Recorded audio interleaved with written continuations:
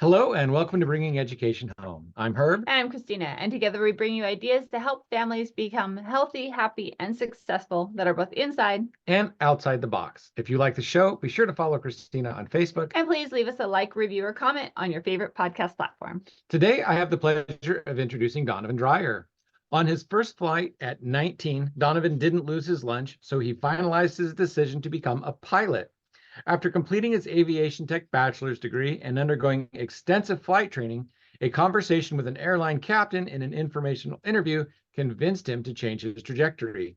And in an ironic twist, by choosing to plant his feet firmly on the ground, Donovan found that his impact could be far more uplifting, enabling others to truly soar to greater heights.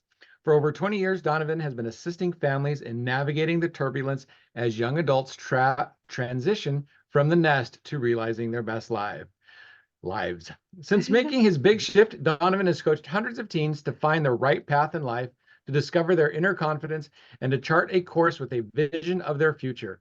In a world fraught with stress, future uncertainties, and competitive pressures, Donovan uses his unique gift to help teens become calm, clear, and fall in love with their new life path. So that is a really, really interesting introduction that you wrote there. And it leads usually into Christina's first question of how did you really, well, what is the passion for this? And it says you wanted to be a pilot, but then you talked with the pilot and you decided not to become one.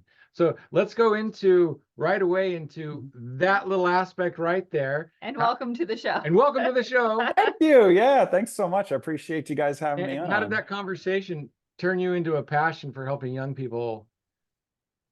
Yeah, I think sorry, go ahead. Yeah, I guess for me with young people, I didn't want them to run into the same situation. So having done like a lot of school counseling over the years and then finally doing some business coaching, I realized a lot of people want to have this passion and purpose thing figured out once they hit their 40s, hit that midlife crisis, and then maybe late life regret. There's a lot of people out there I see that just feel like they never really found their true passion, their true calling. And I remember like, wow, I couldn't not do that.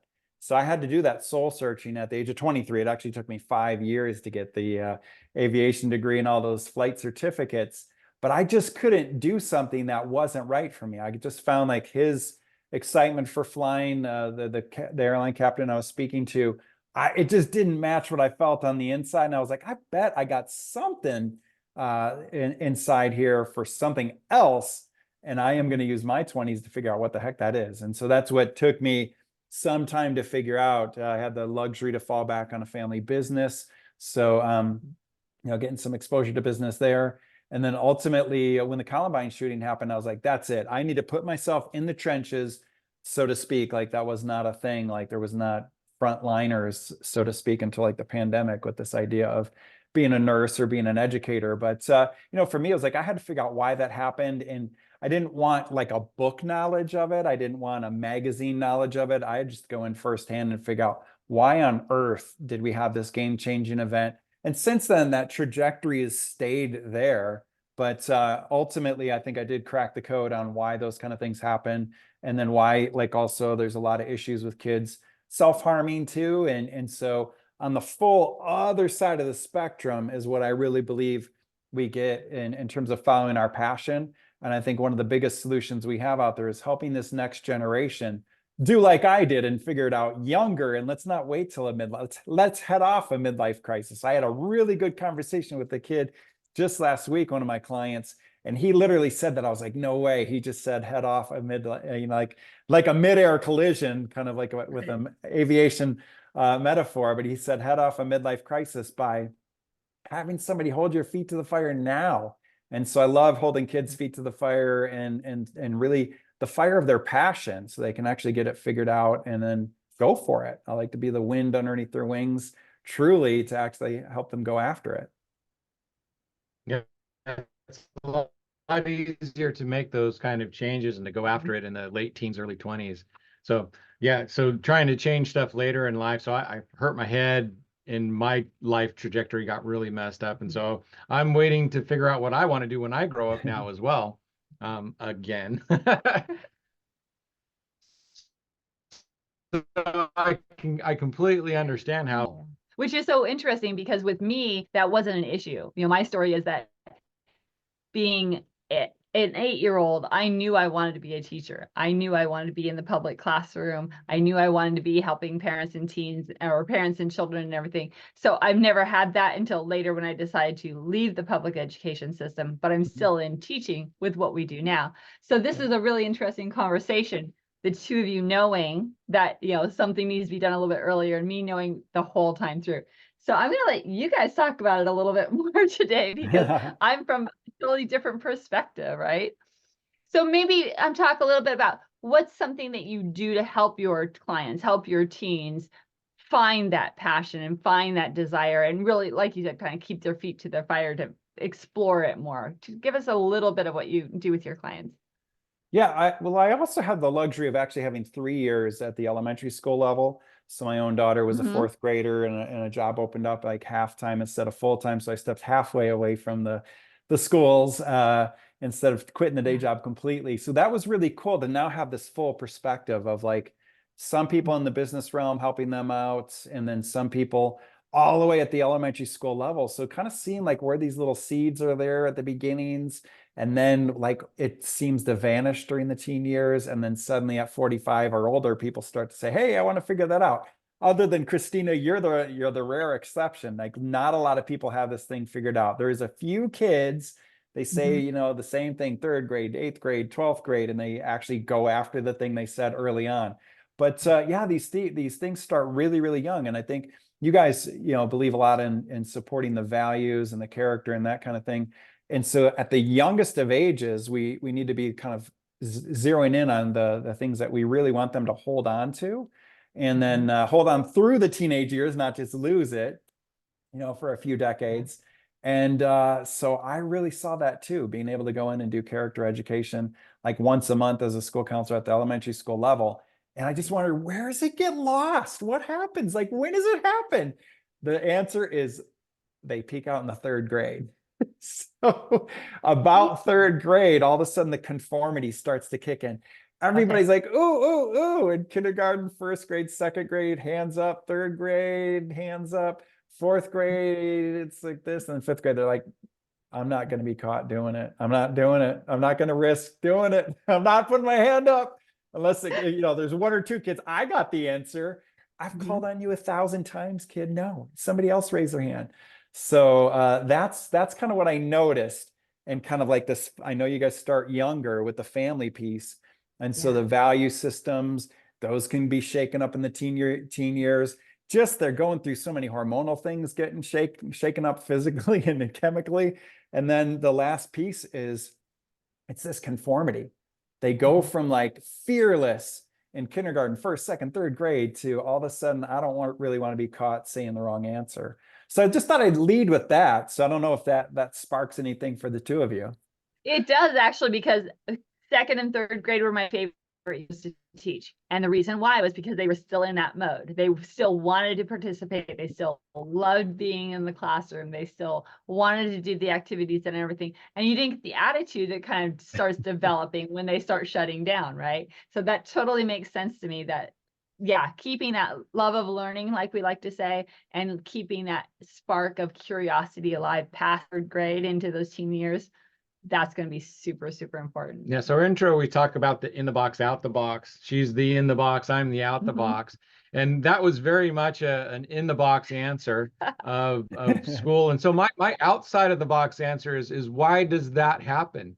And so for me, what really happened in the public school is like, oh, you have to sit in these rows, you have to be quiet, you have to listen, you have to stop talking, you have to conform to this 8-hour schedule of sitting in this box to this kind of particular education system.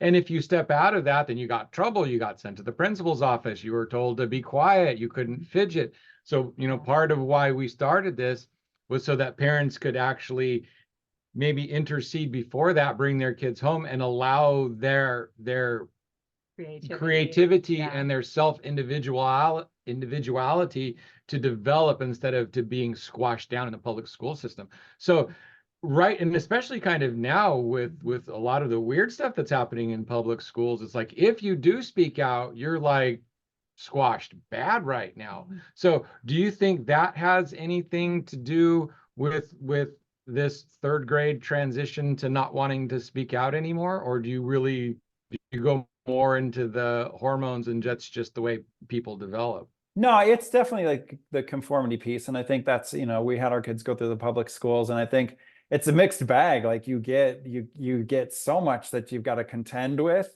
And I think there's two camps. Like there's one camp, like, let's actually get them out of that and then help them actually develop the individuality and pull them out of the box and actually foster that. And then my camp was like, well, let's actually have them wrangle with all that stuff. And so let's see how they contend with it. And if we need to lend them a helping hand, it's going to be the way the world is outside, because we have, the whole adult population basically, as I saw a lot of people kind of get that moment of like, hey, I want to do something special and different. But I think the big challenge is society has those pressures. The pressures are there in the schools. If you graduate beyond the schools, the society has the pressures there. And so we've really got to raise our game with contending with these forces, with these pressures that are there to, I think at any age, keep kind of packing us into packs and making us conform and do certain things.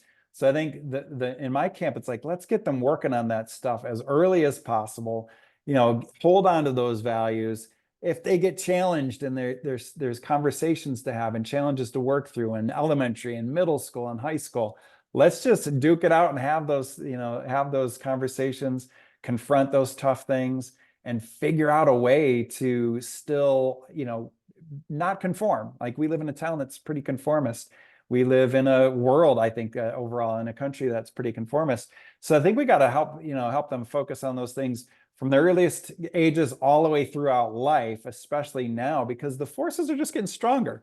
So I think that's the key is, I think to a degree, we can actually help them fight it off. But it also helps to be in a nice, safe container as well to help foster and give the space and then be proactive about helping them grow. So I totally see where you two are coming from with it as well. So I think both camps they have their place, and I think you can get too much of one and not enough of the other, and vice versa. Yeah, so the common ingredient in both of those to be able to have successful kids would be parents who are active in their children's lives. Yeah. So the parents who just kind of sit back and don't show up, their kids aren't going to have any way to battle this conformity. No. Because they're just in it, and then their parents are kind of checked out in their own kind of conformity way. Yeah. So to be able to successfully navigate this with your children, you have to be involved. Absolutely. 100%. I agree with that one. So a lot of your clients are, teenage, early college, correct? Yes. Kind of age group, right? So, but again, do they come to you, or is it those active parents that come? It's always the parents. Yeah, it's parents. Yeah. I think I need to venture out more to like the homeschool population. They don't necessarily have that school counselor type that's helping with the future planning, career planning, and that kind of thing.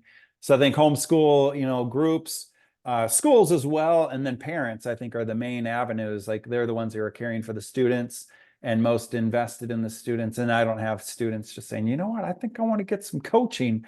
I think I'm going to go find myself a life coach. I haven't seen that yet. I do have one client that's 21, and he's been since we did our initial contract, he's decided to re-up on his own. And his mom's like, you need to invest. You need to have skin in the game, buddy, if you're going to really make the most of it. And he's actually making that investment. But that wasn't the initial piece. I haven't had any young adults say, you know what, I think I'm going to initiate a little bit of investment in myself, in my personal development. That would be amazing. I don't think that's happening just yet, but we're getting there. I think getting there. Yeah. And hopefully by having these kinds of conversations, having parents hear these kinds of conversations, so maybe they can start planting those seeds, maybe even a little bit earlier. It's like, look what mom and dad are doing. We're investing in this coach to help us with A, B, or C. When you get to a certain point in your life, you might want to invest in a coach as well. If we start planting those seeds to encourage our kids to reach out and get help, right? They're in the public school, Reach out to your counselor if you need that extra help. Reach out to your teacher if you need that extra help. If you're a homeschool parent, again, you're still encouraging your child. Maybe you need to talk about something and I'm not a good fit right now. Who do you trust? Who's in our trusted circle that you can reach out to and get that counseling or coaching or helping, right? So model that behavior for your Modeling children. the behavior. Exactly. Yeah, I love that trusted piece too, because like you said, it's like involve parents. Yeah. And then parents aren't just gonna like, oh, let's just get a life coach and pluck from out of the air either. So, Yeah. you guys are talking about, beforehand something like background checks and whatnot. And that's a part of the church. You were a teacher, I'm a school counselor, so we had to go through the fingerprinting, the background checks, and all those things. But in the modern times, I mean, that trust comes from making connections like this where somebody really feels like, okay, this person genuinely would care, is involved, does have their, their head on straight, and they Right. have thought through their plans, and they've thought through their structures, and they thought through the values and the importance of values, and they're going to work with a parent. These things are really important. So these conversations are definitely, they're with the parents first. They could be with maybe educators or homeschoolers first. And then from there, hopefully those seeds will plant for down the road. But I'm not counting on that just yet. I think it's almost always I'll speak with the adults in the kids picture, the students picture, and then that's the first place to build that trust. That's the place that we really, in the line of work that we do, it's so important to build that. So I completely agree that that's a huge factor. So when you do start working with the children, with the young adults, Yeah. where do you start? How do you start the process with them? What are some of the first things that you do? Yeah, well, I give the parents, I've made like a ridiculously simple giveaway to help parents just ask a few questions.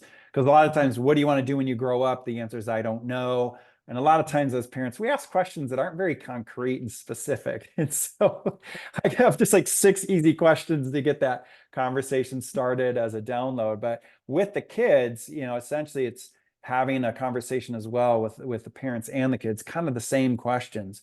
I really have these super powerful, like first initial, I call it my chart your course session.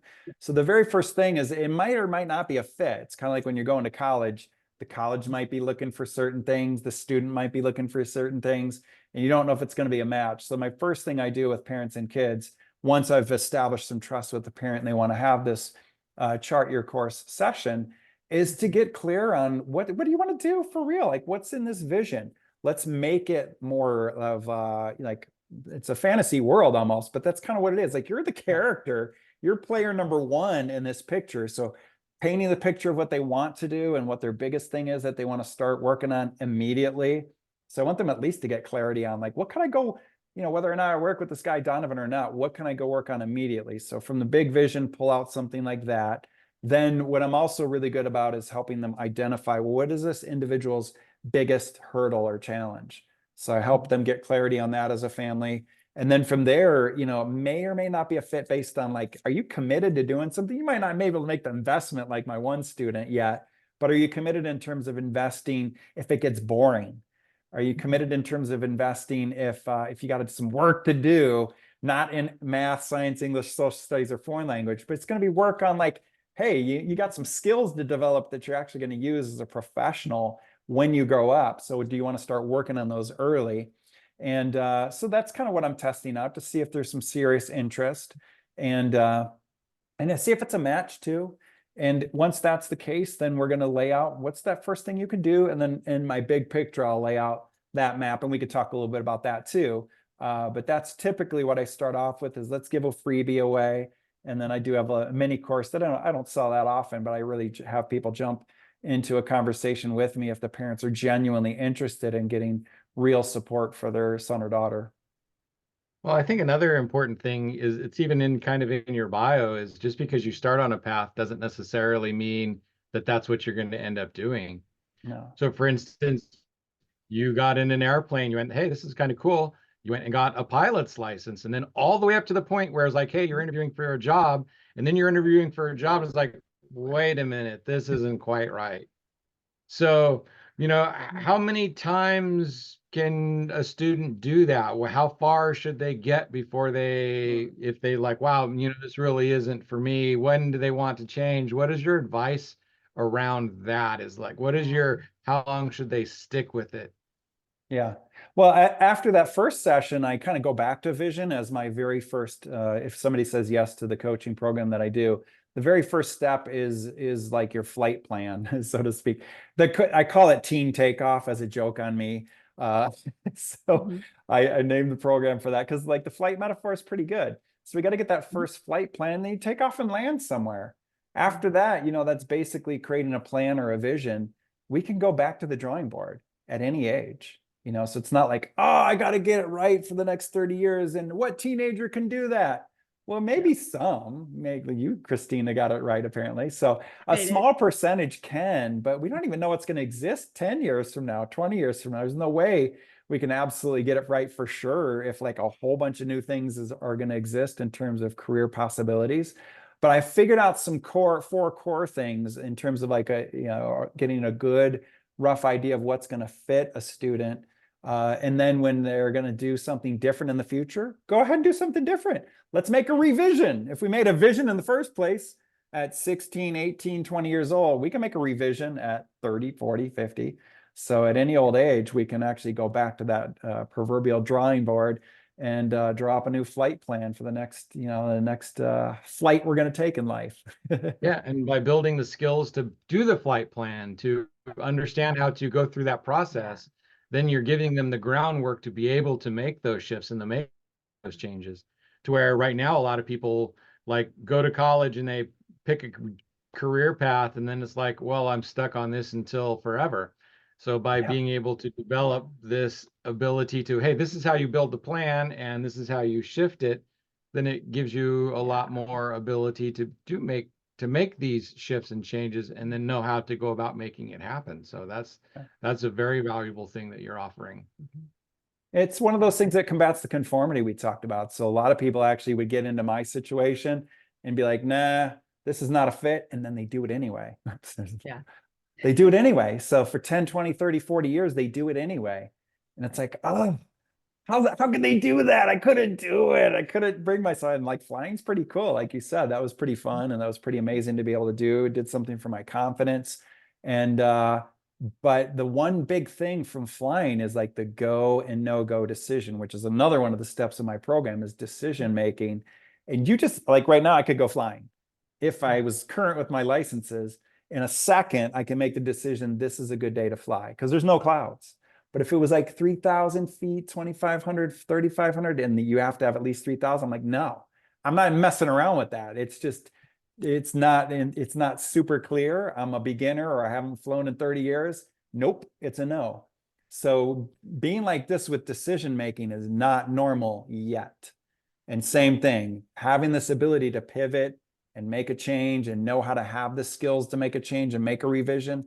These are not common things yet, but that's the idea behind my mission. Favorite word. Yeah, in business development, one of my mentors used to say you need to fail fast. So don't take a long time to fail. When you realize it's not going to work, then make that decision and get out and start the next thing. So fail fast and fail often and fail fast and get to where you need to be through that path. But does that mean to throw out everything you've worked on when you fail, or do you take the pieces that are working and keep building something new? I love that. I love both. You definitely fail fast, fail frequently, fail often, go from A pluses to Fs. Let's go. And then no, not quite like that. Not to Fs. Not quite like that. Yeah, you're failing your way forward, which is like that's a mind meld. But you're like, no, don't get bad grades. But the failing, like you said, is so important, and failing fast is so important. And even like 5 years is like so slow and agonizingly painful for me on the aviation. But it's so much faster than most people. I did that at 23. Most people are 40, 50, 60, 70, 80 something in some of these cases that they haven't figured it out yet. But no, we got transferable things. Like there's some core things within the personality assessment I do for another one of my steps that just gives a quick rough idea. But if something brand new exists in 2028 or 2038, that same core idea is going to work to say, you know what, you can transfer that personality assessment, that rough idea you got, in 5 minutes with Donovan, that's going to work for you in 2038 again when this new career exists. And you're not sure if it's a fit or not. You're going to be able to use a system like that to figure that out. And then, no, we don't want to lose the transferable skills. There's like nothing new under the sun in some cases where we can actually pull those skills, especially this adaptability, this flexibility, the pushback against conformity to be an individual and to be unique. These are like value system things, like let alone skills. So we want to retain and keep all these important values and skill sets and transferable skills that we can use no matter what we make as our revision in the future. Right. And failing isn't like failing in school. So for instance, you put 5 years into becoming a pilot. Yes. And you successfully did it. You were successful, but you also realized that that wasn't for you. So you put 5 years into something that you didn't do, but you learned a lot of skills. You learned how to do something. You learned that you could do something. But at the end of it is like, well, you didn't become a pilot. So in a way, that failure was there, but it was also good for you because so many people put 5 years into something, and then it's like, oh, well, now I have to do it. And then they fail in a longer term in life because then they get stuck doing something they don't like. So they become their failure is in a different way instead of like, okay, let's find something that is actually going to make me happy, make me feel fulfilled. Absolutely. Something you were talking about. Oh, yeah. Go ahead, Christina. Yeah, go. Oh, I was just gonna say, something that you were talking about is one of the pieces you use is like a personality test. And we've even talked about it with our families and stuff, is that sometimes getting like a baseline personality test is for information. Like you said, it's a baseline to kind of go from. And we try to make sure we say the same thing, because a lot of people are like, well, don't put labels on us. Oh, well, I'm this or I'm that. It's like, no, the information isn't as a label box. Instead, it's a jumping off box. It's a where to go. You have this baseline information, and then you can build on weaknesses, or you can use your strengths when you need them. But at least you know kind of a baseline of where you're at. So I love that you use that as well, because when we use it with our families, the same thing is like, let's figure out how to communicate with each other in the family or with our kids based on their personality. Well, don't label them as like, no, it's not a label. It's a stepping stone. Absolutely. Right, because personalities can be changed. It does take a lot of work. It does take a lot of time to be able to modify your personality on a consistent basis. But it also says, like, this is where I'm at. This is what my personality would have me be doing. And if I want to be doing something else, not only do I have to learn that, I also have to learn how to shift myself to be able to do that other thing that I want. So how do I change myself, as well as getting the skills to do what I want to do, instead of being stuck because this is the way I think I am into doing this. So yeah, you're the coaching, the skills training, all of that comes together quite nicely in that. And again, it's a little easier when you're younger. Well, I think some of these things are there at the core too. Like my own daughters, I thought like, wow, you can kind of tell the difference at age 2 or 3. And it's not like my 3 daughters would switch places. Like they're not going to, like in a movie, like the Hollywood movies where the mom switches with the daughter or whatever. It's like there's some core things that are there. And I think within that, obviously we can do that personal development, and even some of our interests or personality things could change. But I think a lot of times if we just get a good rough idea, and maybe that is a label or is not a label, but it could put us in good position to do 90 or 100 or 200 different things that are going to fit pretty dang well. But we could settle for one of the other thousands of things that does not fit. And then, like you say, 5 years could turn into 3 decades. And that person's like, I'm not happy, and I'm 55. And like, oh, why am I not happy? Well, you just didn't fail fast enough. It took 30 extra years to figure out that was not working out for you. And it's, that's harsh. And then your midlife crisis that you were talking about earlier, and having to learn and change and pick up things that you probably set behind 30 years ago. Now you have to learn how to learn again, all of that. Yeah, which is okay. Like I don't mind people doing that because we have that neuroplasticity.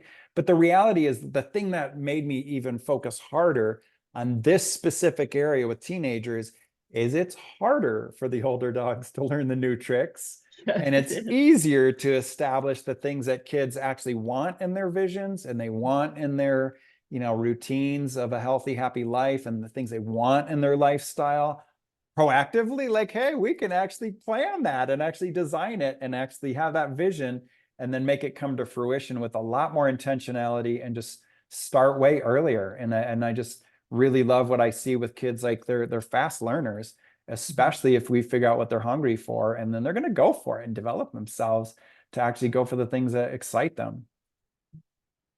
So one of the questions I was thinking of, and this actually, because Donovan and I know each other and we follow each other on Facebook and all of that good stuff. But one of the questions you asked one time was about experiences. So when you're working with a client, with a teen, and they have like a limited set of experiences, they've like only done soccer their whole life and they haven't explored some of the other things. How does that kind of impact the exploration if they don't have a varied amount of experiences in their life? Does that impact what you do? Yeah, I think I left an unopened or like an open-ended question today along those lines. Wasn't today. Yeah, it wasn't today, but yeah, it's a common theme. And it's like, well, I think today was about like, if kids are bored, then the alternative or the solution or the antidote's not fun. Sometimes it's like challenge. Sometimes it's like an experiment and it's not going to go well. We're going to face plant on this one. I'm going to set you up for failure. I'm not going to give you an F in a class. But I had a kid, she was the valedictorian the year before the year my oldest daughter graduated, and then my middle daughter graduated a year later. And she was one of my clients, and I wasn't going to help her be the valedictorian or not. Like that was a given. Like that was already going to happen academically. Not a challenge. I didn't want to help her get Fs either. So I didn't want to mess anything up there, and I wasn't going to help her academically. But the thing was, she was scared to stretch out, venture out, get courageous, and try stuff. And she needed to beef up her community service because it was my daughter was really good to get like a big discount on college. The middle daughter. But this girl, she got a full ride, but it wasn't because she was valedictorian. Because you can get all A's. My middle daughter did that, and it was only half off. You don't get a full ride. She got the full ride because of her community service. She didn't get her community service full ride unless she did something with depth and that mattered and had some significance to it. Because when you can tell that story or share it, verbally or tell it on an essay, it's better than just having a smattering of things. But she tried 3 or 4 things that were like, nope, that's not it. That's not it. That's not it.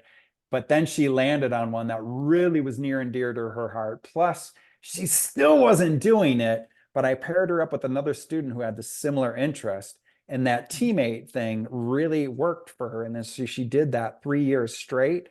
That's the kind of thing that supplemented the good grades and the academics. And she ended up getting a full ride because she did something that really meant a lot to her. And at first it was like, like it was a disaster. Like she was not happy with any of the things she was doing. And it was either, didn't feel very fulfilling. And so it was an F for, a fail for not being fulfilling on the community service, or she just, it didn't feel like it was something she wanted to keep doing.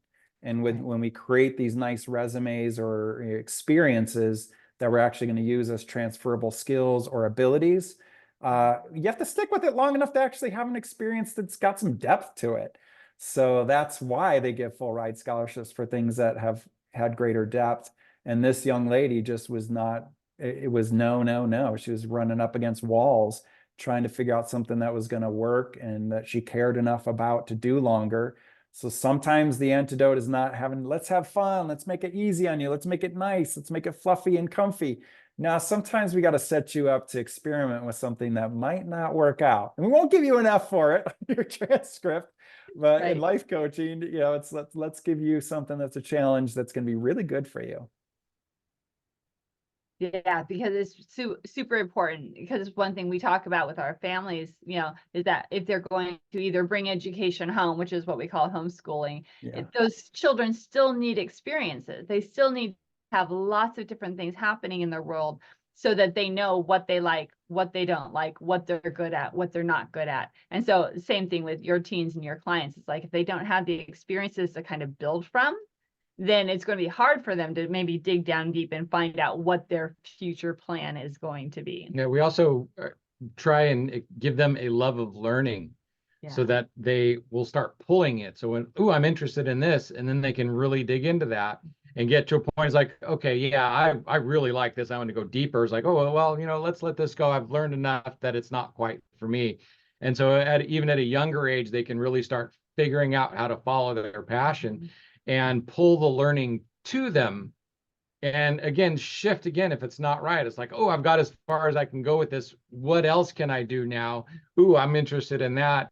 And now let's go after that. So they can pull in multiple things until they do find what is going to really start sustaining them.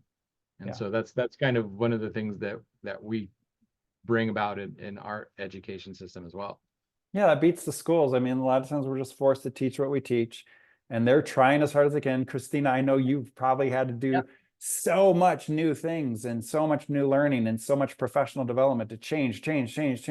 But it's just not as easy as it is like, hey, this is a family unit, and we're going to work and focus in on just the small number of kids, not 35 or let's say 300. It could be like several classes of 35. But just the small, tight-knit unit where nobody's going to care as much as the parent does about bringing that education home. And then you got to like notice, does the kid care about it? Great. No, they don't. So pivot. Let's go find something else, maybe in that same subject area, but let's go pivot over here because you're bored. We're not going to force that on you to accomplish XYZ standard. You might still need that at home, but you can actually have that freedom and flexibility to number one, notice it because there's not 35 or 300 kids. And then number two, to actually, little thumbs up there. That'll happen with me too. No, for those of us who are just listening and not watching, we're playing with the little pop-ups from Zoom, right? So if you have a certain setting on, you could put a thumbs up and a thumbs up pops on your screen, or a thumbs down pops up on your screen. So yeah, that's been happening with Donovan. It was so much fun watching it happen. I love it. Yeah, maybe because it's like he keeps sticking his thumb up, and it's like, mine doesn't do that. Oh my gosh, I'm having fun with it's not helpful on the listening podcast. Right, but that's okay. Whenever they come over to the YouTube and find it, they'll see all the fireworks too. None of us have ADD here. None of us. None of us. Now we have confetti on the screen, Donovan. Awesome. Yay. So I think what you hear, parents and the guardians, people who are listening to our podcast, is that experiences are essential from a young age. Give your child varied experiences long enough so you know that they really jive with it or not, they really get into it or not. Don't switch like every 2 weeks, but enough that they know that, yes, this is something I like and I want to explore more, or yes, this is something I like and maybe in the future I want to explore more, right? So that when our children, our teenagers get to the high school, the early college, they have an idea of what they want to do. And they can go into Donovan's program and say, okay, now let's take these experiences that I have and prepare my launch pad, prepare my future, because I have a way to do it, right? And if they haven't had it for a while and it stops working for them, don't force them to keep doing it. Let them step out of that. Let them find something else. Let them fail at that. And it's like, okay, that's not right for me. I put 3 or 4 years into it, but it's time for something new because I know long term that's not gonna work. So, as an involved parent, also be able to let things go. So don't keep your kids and stuff just because they have been doing it. Make sure that they still enjoy it and want to do it. Exactly. So Donovan, as we're kind of wrapping up here a little bit, we definitely want to know where parents can find you to get some help, but also what's kind of is something that we haven't mentioned that you wanted to talk about, or kind of some last words for our families. Yeah, I think we'll maybe talk about the last little piece of my program too.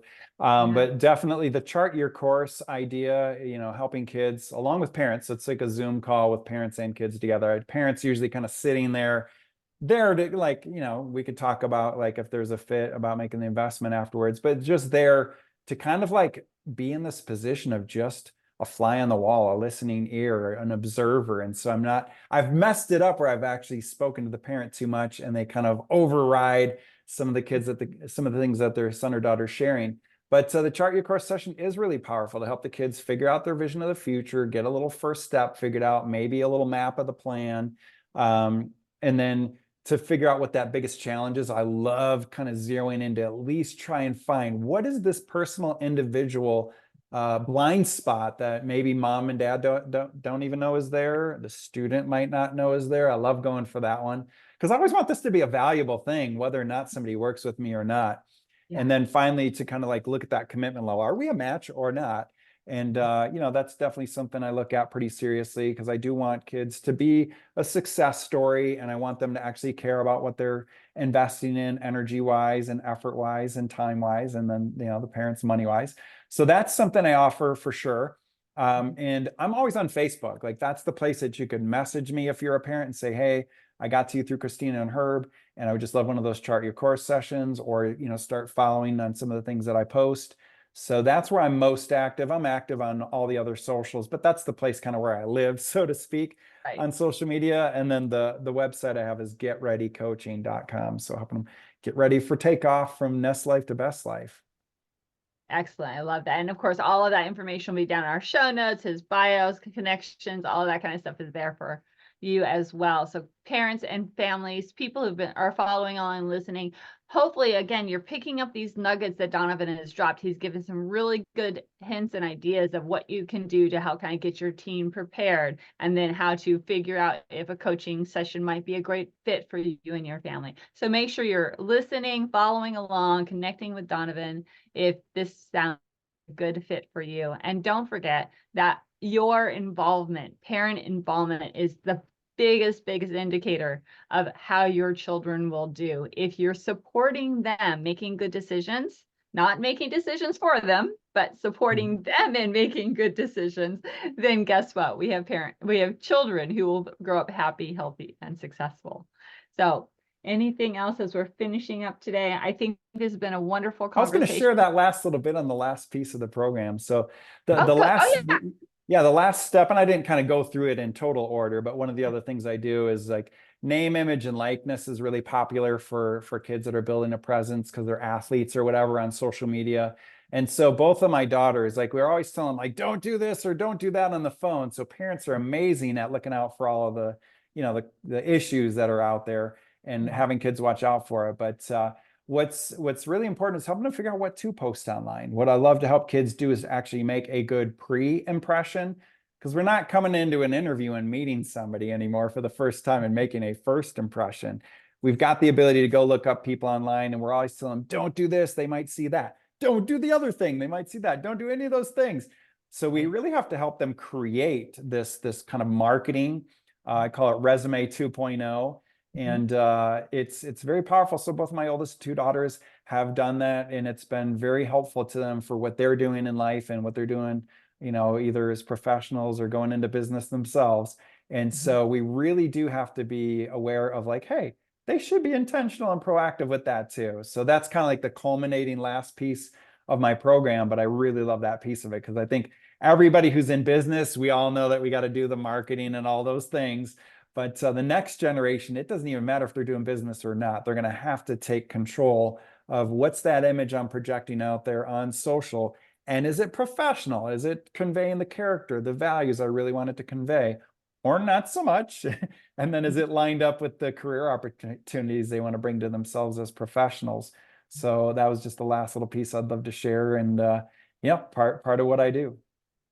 Absolutely love that. Yeah. Because, we tell, like you said, we tell the kids what not to do. Don't post this because it might not look good later.